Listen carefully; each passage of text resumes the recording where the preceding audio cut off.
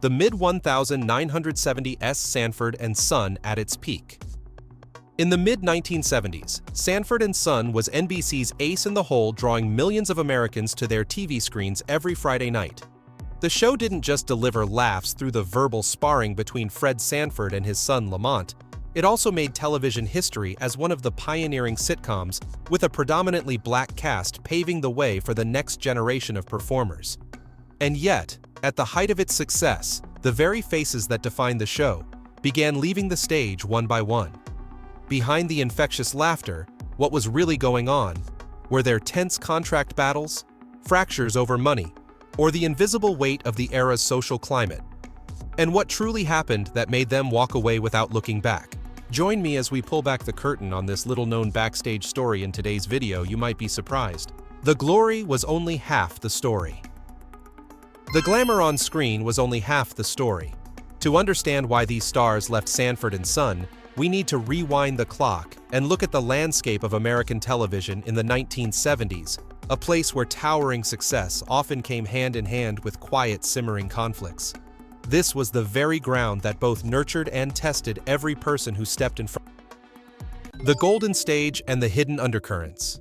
If you only listened to the roaring laughter that echoed every Friday night on NBC, you might think Sanford and Son was a family both on and off screen.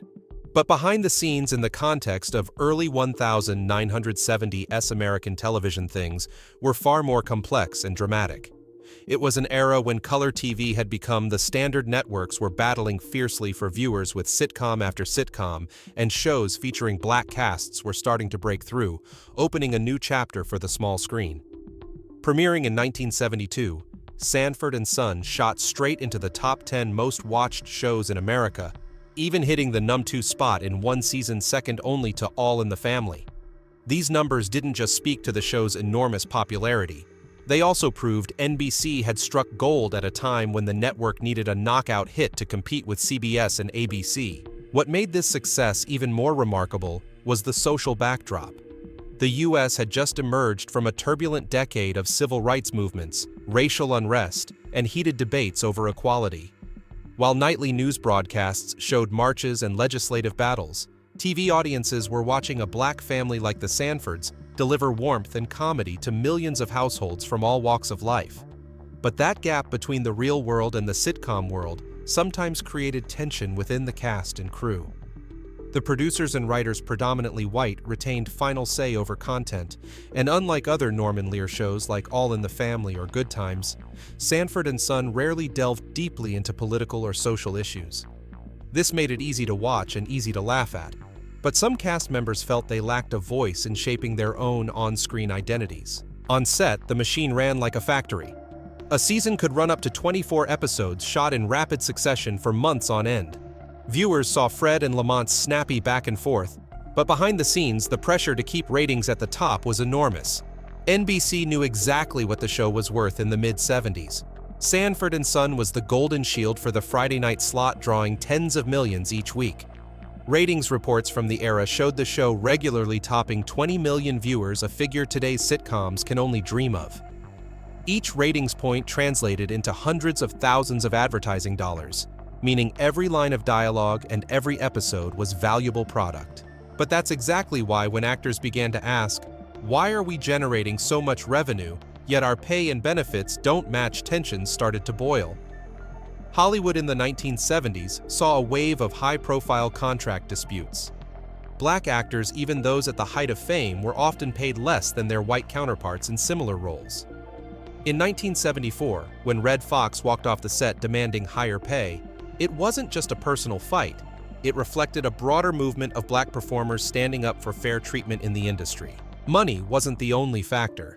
There were also quiet but significant changes in the production team.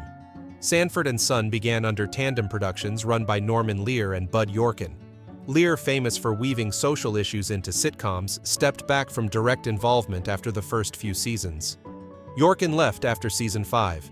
Without the architects of the show's original style, some cast members felt the new team lacked cohesion and long-term vision. Leadership changes altered the workplace dynamic, making later contract talks even more challenging. And the national climate weighed heavily too. After the 1973 oil crisis and a sluggish economy, networks tightened budgets. While audiences saw lighthearted comedy behind the curtain were spreadsheets and closed-door meetings over every pay raise. Any actor demanding too much could be labeled a financial risk. For Sanford and Son, the stakes were higher because the show's identity was tied so closely to Redd Foxx, and Demon Wilson lose either, and NBC's magic formula would collapse. The irony was that its massive success made the whole situation unstable. When a show becomes a money-printing machine, the people who power it know their worth. Foxx, Wilson, LaWanda Page, and Whitman Mayo each realized they weren't just actors, they were the soul of a brand. But fighting for fair terms in a system built on old inequalities was never easy. What unfolded on Sanford and Son, from walkouts and rumors to creative shakeups, mirrored the broader story of 1970s American television, an industry learning slowly and imperfectly to hear the voices of its artists, while still driven by profit and entrenched bias. So to understand why the people who built one of TV's most iconic sitcoms left one by one, we have to place it in that context, a time when success was both a crown and a weight, when on-screen laughter masked tense negotiations, and when every departure was not just a personal choice, but part of a rising wave of change across the entertainment world. And from this conflicted ground emerges the story of each departure, beginning with the man at the center of it all, Redd Foxx, the soul of the Sanfords. In that shifting landscape, one figure stood at the center of attention both on-screen and off. He wasn't just the face that drew in viewers, he was the man who dared to change the rules. This is the story of Redd Foxx, the very soul of the Sanford household. Foxx's name was inseparable from Fred Sanford, the quick-witted, cantankerous, yet charming junk dealer at the heart of the show. Without him, there would be no razor-sharp punchlines, no iconic heart-attack chest grabs that became his comedic signature. Yet he twice shook the production to its core, once by disappearing mid-season, and once by leaving entirely while the show was still pulling in millions. Behind both moves was a story that was anything but funny. In 1974, at the height of Sanford and Son's popularity, Foxx suddenly vanished from the set. The press initially reported he was out for health reasons, but in truth he was waging a high-stakes battle with NBC and Tandem Productions. At $19,000 per episode, he argued his pay was far too low given the show's national top-tier ratings. Foxx demanded parity with Carol O'Connor of All in the Family, the top-paid white sitcom star of the era, and more boldly, 25% of the show's net profits. For the 1970s, especially for a black actor, this was a radical ask. His personal strike forced an emergency rewrite of scripts. The last 6 episodes of Season 3 had to write Fred Sanford off-screen, sending him to St. Louis, while Grady Whitman Mayo temporarily stepped in as lead. NBC initially pushed back hard with the production company, even filing a $10 million lawsuit against Foxx. But within months, the balance shifted.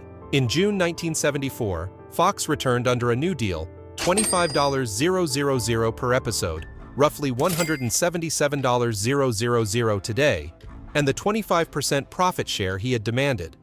It wasn't just a personal win, it was a historic moment for black performers negotiating with major networks.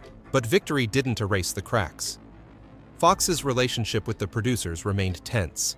He was outspoken, often challenging scripts, pushing for sharper social satire that NBC wasn't always willing to air. Not one to keep the peace for its own sake, he continued to clash with the powers that be in later seasons. By Season 6, 1977 ratings had fallen from number 2 to number 27. That's when ABC approached Foxx with an irresistible offer: his own variety show, The Redd Foxx Comedy Hour, with higher pay and greater creative control. This time, he didn't have to stage a mid-season walkout. He simply decided to leave. The press at the time loved telling a quirky story that Foxx quit Sanford and Son because NBC wouldn't install a window in his dressing room. The reality was far more layered, a mix of new opportunities, old grievances over pay, and the feeling he'd done all he could with Fred Sanford. When Season 6 ended in March 1977, he departed for good, taking the show with him. For NBC, a Sanford without Fred was unthinkable. Foxx didn't abandon the character entirely. In 1980, he returned in Sanford, but without Demon Wilson and without the same magic. The revival ended after 2 seasons. Still, his legacy in Sanford and Son endures a performer who demanded and won fair compensation, blazing a trail for others to negotiate from a position of strength. His two exits, one for fair pay, one for creative freedom, remain proof that sometimes, even for a legend, laughter alone. Demond Wilson, Lamont Sanford. If Red Fox was the soul of Sanford and Son, then Demond Wilson was its heartbeat, keeping the story flowing with steady rhythm. As Lamont, the endlessly patient son to the sharp-tongued Fred Sanford Wilson, was both a perfect comedic partner and an emotional bridge between the lead character and the audience.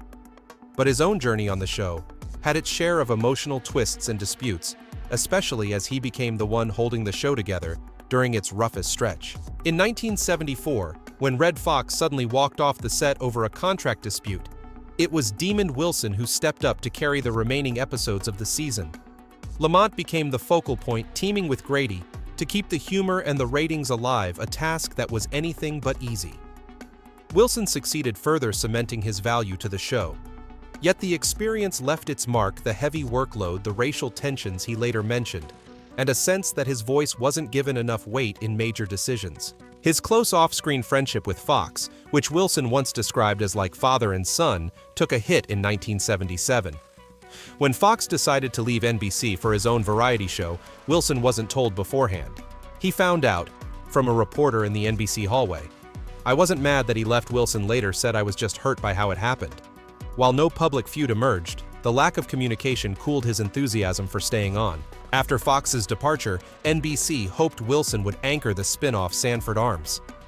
This was his chance to become the undisputed star, but the plan collapsed quickly when the network refused to meet the salary he felt matched the responsibilities of a lead.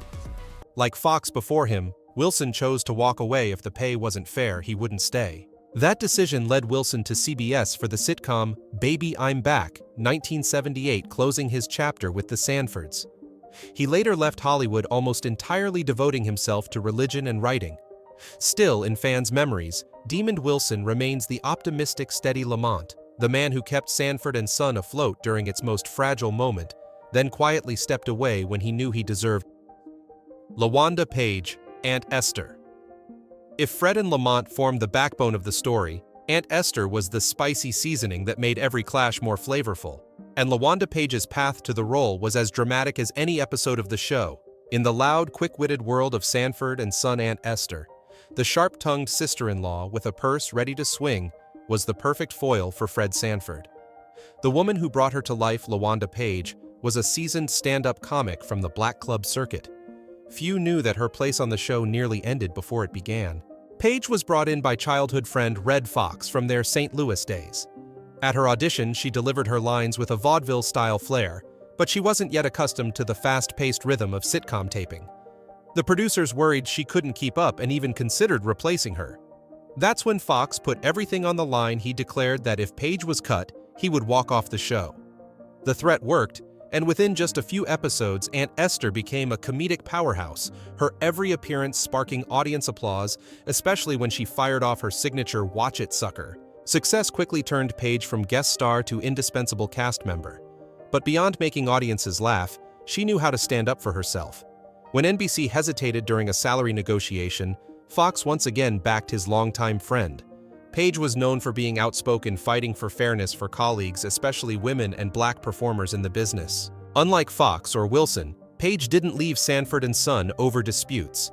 She stayed until the very last episode in 1977, later appearing in spin-offs like Grady 1975, Sanford Arms 1977, and reuniting with Foxx and Sanford 1980-1981.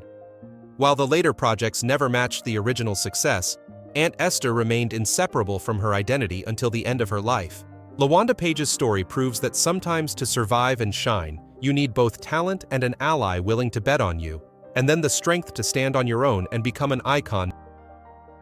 Whitman Mayo, Grady Wilson. In the lively world of Sanford and Son, where Fred Sanford and his son Lamont constantly volleyed sharp-witted banter, Grady Wilson drifted in like a slower, gentler breeze.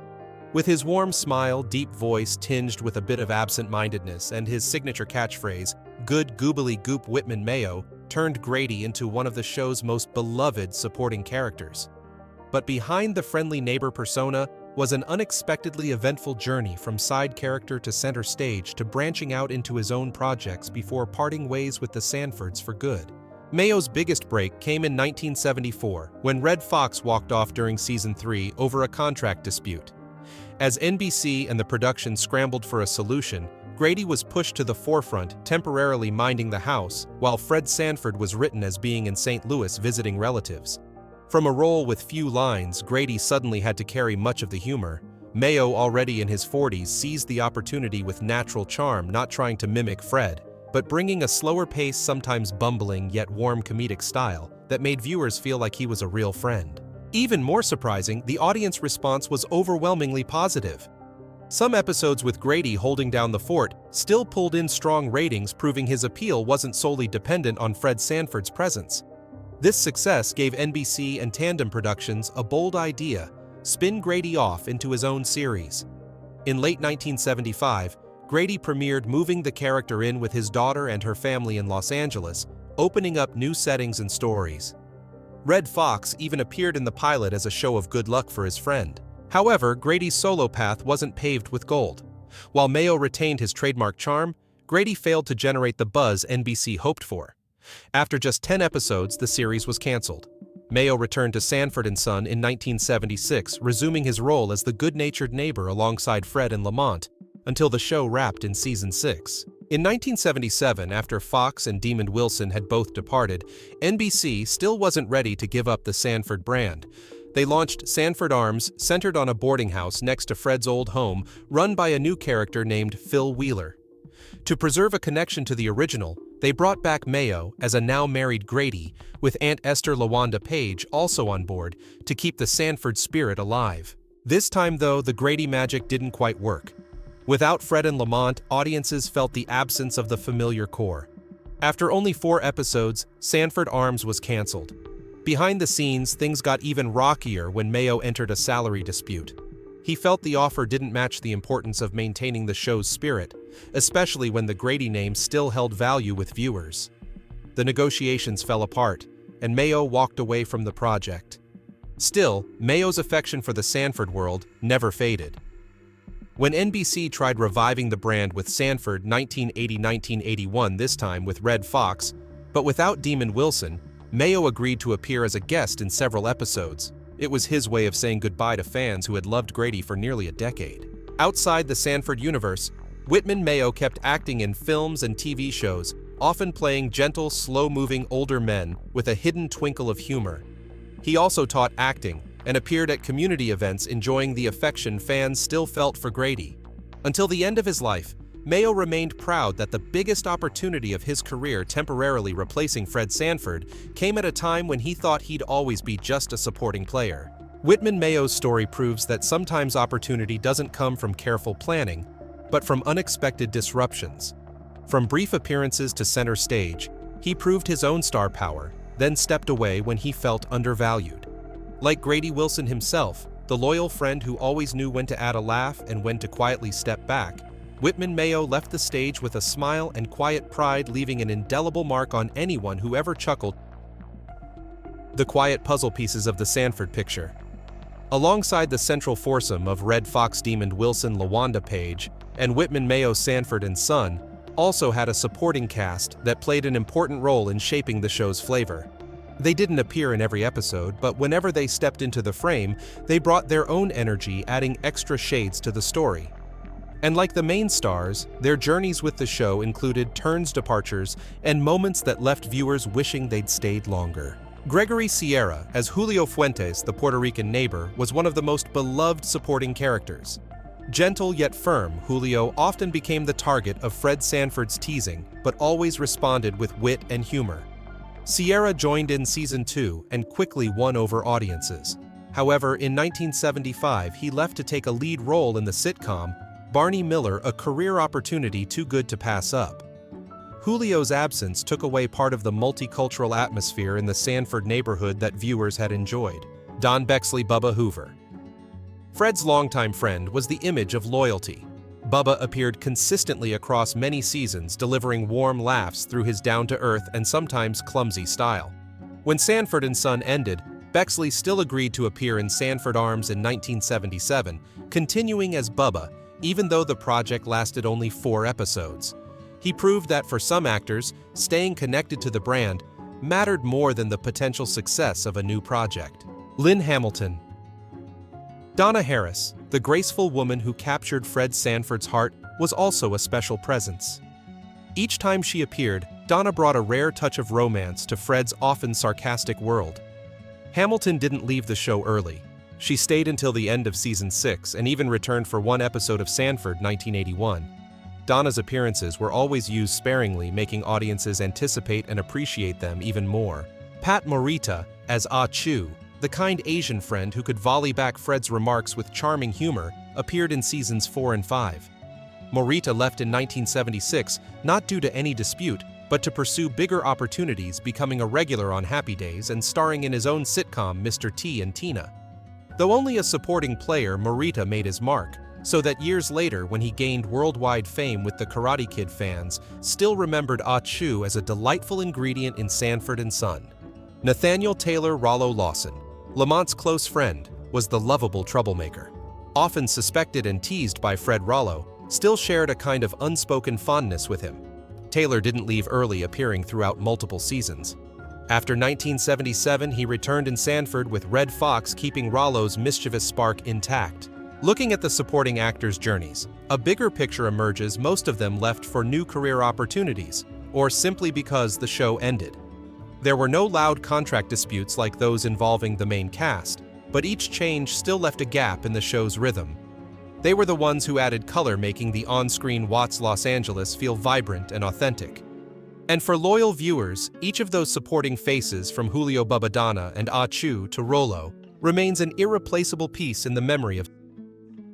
When the spotlight collides with reality, though each Sanford and Son cast member had their own reason for leaving together, they reflected a bigger picture, one where the glow of a hit sitcom had to contend with pressure, inequity, and harsh behind-the-scenes changes. First and foremost, the most prominent factor was contract and pay disputes.